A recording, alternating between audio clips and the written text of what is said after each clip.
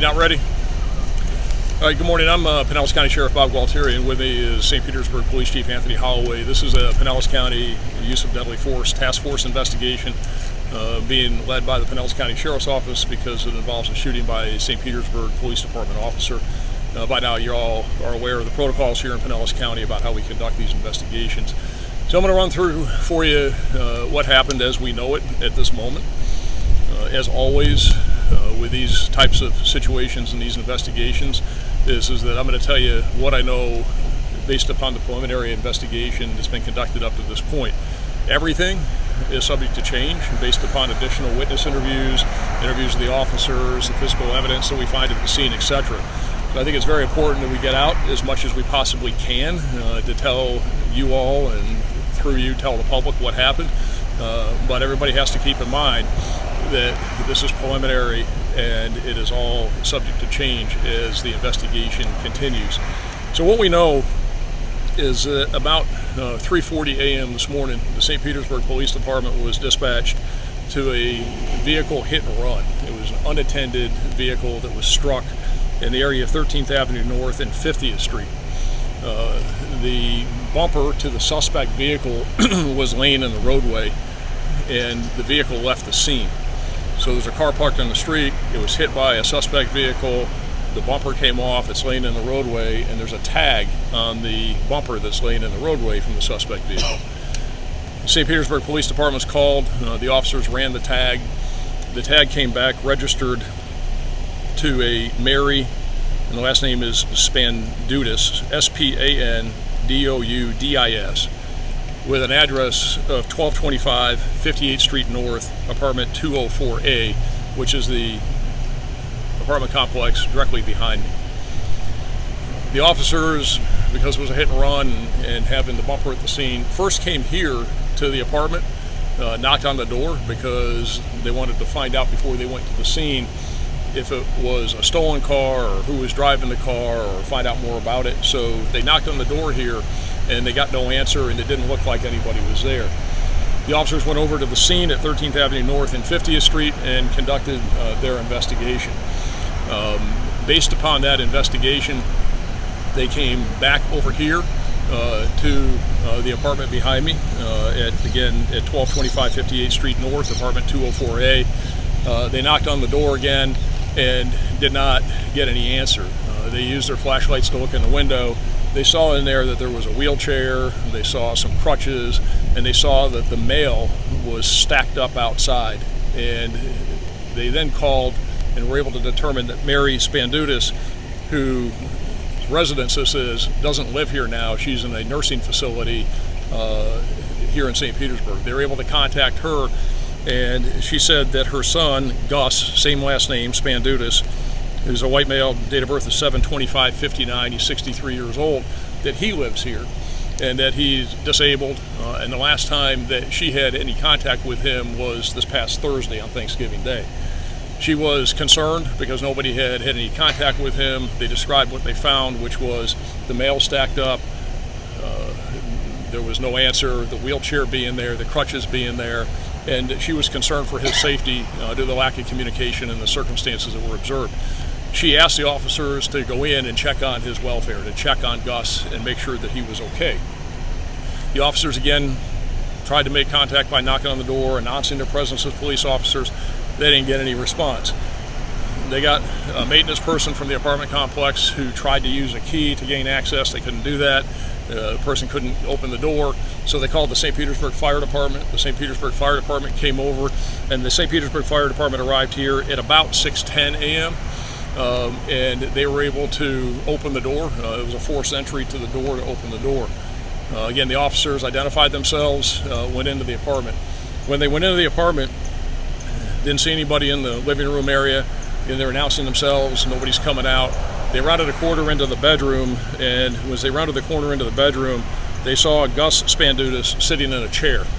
Gus Spandoudis was sitting there, made a comment to the officers that he wanted to commit suicide. The officers knew that there were other people in the apartment because they could see some feet and legs in an adjacent bedroom. So they had multiple people in multiple rooms, and there's two officers. The officers that were here and that went inside, the first is St. Petersburg Police Officer Jace Morrow, M-O-R-R-O-W, and the other one is James DeMaria, D-E-M-A-R-I-A. Officer Morrow was keeping an eye on Gus Spandutis, and there's another person who was in the apartment who came outside, came out of the bedroom, and that is Dominic Messina, M-E-S-S-I-N-A. He's a white male, 9'10" of 93. So Officer Morrow is trying to deal with both Spandutis and Messina at the same time, while Officer DeMaria is dealing with another subject, Michael Redman, 424-92, who's in another back bedroom. So he's keeping an eye on both of them. They're trying to figure out what they have. At first, Officer Morrow did not see Spandutis with a gun in his hand. He was making statements about wanting to commit suicide. And then as he's going back and forth between the two subjects, Spandutis takes a gun out. He had it someplace, either tucked down in the chair or someplace. He picked the gun up and pointed it at Officer Morrow. Officer Morrow told him to drop the gun. He refused to drop the gun and raised it again at Officer Morrow. Officer Morrow fired, and Spandutis is deceased. So that's what we know at this point. It was a hit and run that turned into a check on the welfare. As the officers go in, Spandutis is sitting in the chair. At some point, he produces a gun. It looks like to me, and I'll have Sergeant Cindy give you a photograph of it. It looks like it's probably a 4-inch barrel 22 with black grips on it that he pointed at Officer Morrow. Again, Officer Morrow fired in defense because he told him to drop the gun, and he kept raising the gun at Officer Morrow. The other two people, Messina and Redman, are witnesses at this point. I don't know that there's any criminal action on their part, other than probably one of the two of them was driving the car that was engaged in the hit and run. So we're conducting the hit and run investigation, which is separate from this check on the welfare that turned into the officer involved shooting. So that's what we know at this point. Again, we're going to continue to conduct witness interviews, look at video, physical evidence. Anything changes, we'll let you know. I don't anticipate that we'll have any more updates probably until tomorrow, and that would probably only be if the facts change at all and there's something more that we need to get out.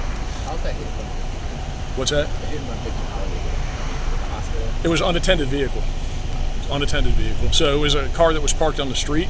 So whoever was driving the car, probably one of those two other guys, probably not Spandutis, it was probably one of the other two. And we found the car. The car is parked with the bumper missing on it in an alley about 2 blocks to the south and to the west, or to the east here. So we found the car, and they probably did a hit and run, came back here, parked the car in the alley, went to the apartment, went inside, locked the door. When the cops knocked on the door, they didn't answer. So at this point, you don't know who did the hit and run? No. It's probably one of those two, but we haven't determined that at this point. They all live here? So the one guy, Spandutis, lives here. Messina does live here. And Redman, he doesn't live here, but he was, quote, staying here. The last address that we had for Redman was over on the East Coast in Martin County in Stuart, Florida. But we really don't know much about him. Again, we're going to be conducting interviews with them, and we'll find out more information. But Messina does live here, apparently, with Spandutis. The shooting happened on body camera? There is body camera video. I haven't seen it yet. Again, that's part of what I'm telling you before we have an opportunity to even see that or to conduct in-depth interviews of anybody. So we'll be looking at the body camera. There is body-worn camera video, though, yes. This is on me, administrative. Well, normal protocols are to... The normal protocols, I'm sure, will be followed by the St. Pete Police Department. Anybody have anything else? Any history in terms of mental illness and Spandutis' part? We haven't gotten there yet. I don't know is the answer to that. Yeah, do you know if there were any previous calls here? Or don't know. Again, all preliminary. That'll certainly be part of the investigation. We'll want to know everything that we can find out about Spandutis, about Messina, about Redman, criminal histories of mental health issues with all of them, any prior calls for service. All of that will be part of the investigation. But again, this is only right now a couple hours old. Do you know if when you reached out to the person who owns the home, who's in the nursing facility, were they concerned because there was mail stacked up, or is that what triggered that concern? All the above. The officers communicated to her, and again, that is Gus Spandutis' mother, Mary Spandutis, who was in the nursing home, and they communicated what they saw there with the mail stacked up. Again, there were some other indicators that we're still trying to flush out that there was a problem in there. I don't want to discuss that at this point because, again, it's preliminary about some things that they saw that indicated that he might have been deceased in there or in trouble, medically in trouble in there, that he was having some sort of a medical issue.